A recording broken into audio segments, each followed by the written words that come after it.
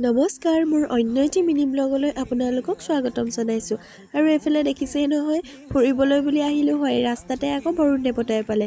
অৱশ্যে বৰষুণ দিলে ৰাস্তা ঘাটৰ অৱস্থা একেবাৰে বেয়া হয়। ফুৰিবলৈ আহি একেবাৰে ডাইৰেক্ট চাহৰ জুতিতহে বহিছোঁহি।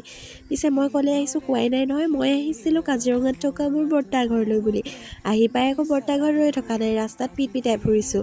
মানে মোৰ পিটপিটাই ফুৰা স্বভাৱ এটাই আছে নহয়। এইফালে আকৌ ডাঙৰ নবৌ আৰু ভতিজাজনীৰ লগত বোলো অকণমান ওলাই যাওঁ। সেয়েহে তাইক বোলো কেমেৰাটো উলিয়াই দিওঁতে আকৌ তাই যিখনে লাজ কৰিছে। তাইক জন্ম হোৱাৰ পৰা এইবাৰেই প্ৰথম লগ পাইছোঁ। তাইও মোৰ লগত ইমানেই লাগি আছে, অৱশ্যে মাজে মাজে লাজো কৰি দিয়ে। আৰু এইফালে গধূলিলৈ তাই মোৰ ওচৰতে শুই শুই কথা পাতি আছে।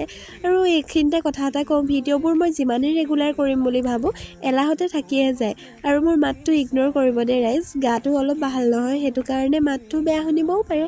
বাৰু আজিৰ মিনি ব্লগটি এনেকৈ সামৰণি মাৰিছোঁ। পুনৰ এটা ভিডিঅ'ত লগ পাম। আজিলৈ বাই।